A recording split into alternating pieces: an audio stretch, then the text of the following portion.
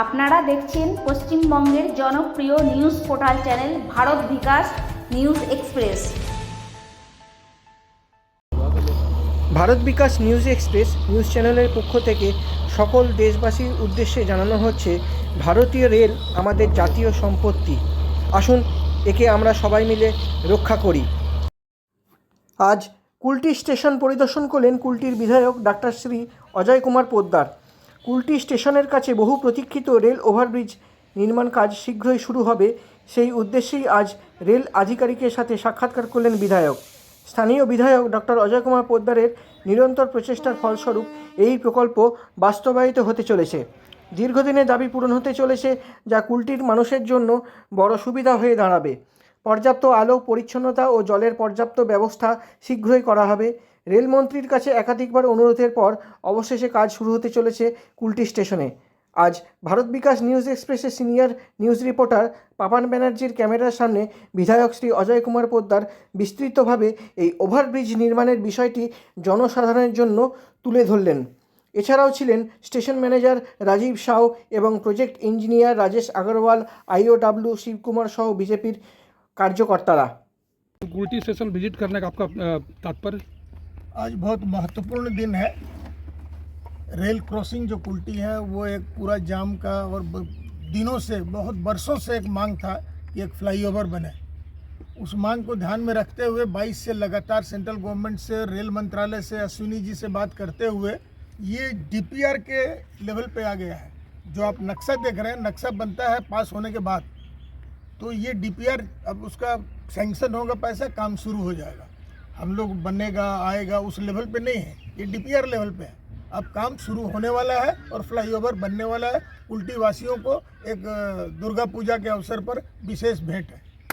कितने दिनों में काम स्टार्ट होता है? ये देखिए, तो दिन गिनना बहुत मुश्किल है। It is on the DPR level. You can understand it will take time to sanction the amount and it will start in how many project? First project Kulti flyover, ऐसा 42 प्रोजेक्ट है। इसमें स्टेट गवर्नमेंट का भी involvement है? वो भी नहीं, state government का कोई इन्वॉल्वमेंट नहीं। सर लागत कुछ? लागत तो भाई कई सौ करोड़ में आएगा। किस रूट पे बनाया जाएगा? रूट का नक्शा दिखाया गया आप लोगों को, उसी रूट से पूरा का पूरा ब्रिज बनेगा। और ब्रिज में और एक्स्ट्रा जगह और लाइन बिछाने के लिए भी 2-3 लाइन के लिए जगह रखा जाएगा ब्रिज में। স্যার, সাধারণ মানুষের একটা প্রশ্ন রয়েছে যে কুলটির যে রেল স্টেশন রয়েছে সেটা অবহেলিত, এখানে কোনো ডেভেলপমেন্ট হচ্ছে না, কি বলবেন?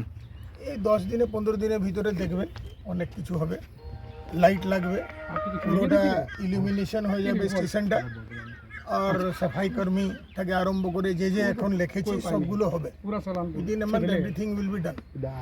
কুলটি শিল্পাঞ্চলবাসীর আরেকটা অসুবিধা রয়েছে, কোলফিল্ড চলে যাওয়ার পর আসানসোল থেকে ধানবাদের জন্য আর কোনো ট্রেন থাকে না, অনেক মানুষের অনেক অসুবিধা হয়।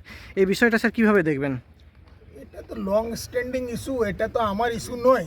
এটা রেল মন্ত্রণালয় থাকে, তারা ঠিক করে নতুন ট্রেন দেওয়ার জন্য। তো ধানবাদের এক্সটেনশন হচ্ছে, যদি ওখানে আর এক্সট্রা লাইন, এক্সট্রা যদি রেল রাখার জায়গা হয় তখন এটা প্রকল্পনা করা যাবে। আর এখন তো একটা ডাউন ট্রেন যে আছে 11টার সময় রাত্রেবেলায়, তার জন্য বলেছি আমি, আর পারসু করব যাতে ওটা চালু হয়। রেলের কর্মচারী থেকে আরম্ভ করে সবারই অসুবিধা হচ্ছে, সেই অসুবিধাটা যেন আমরা কাটাতে পারি। ধন্যবাদ।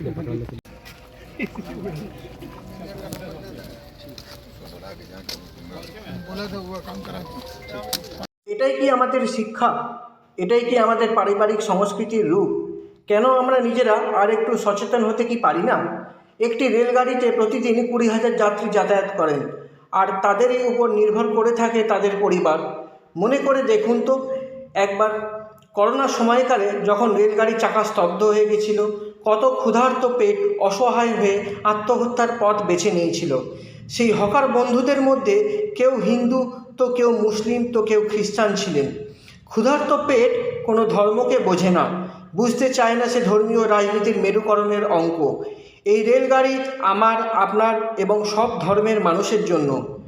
আসুন আমরা পশ্চিমবাংলার মানুষ আজ নিজের মনেই ভগবান, আল্লাহ এবং জিসাসের নামে শপথ করে বলি, রেল আমাদের জাতীয় সম্পত্তি, একে রক্ষা করবার দায়িত্ব আমার, আপনার, সবার।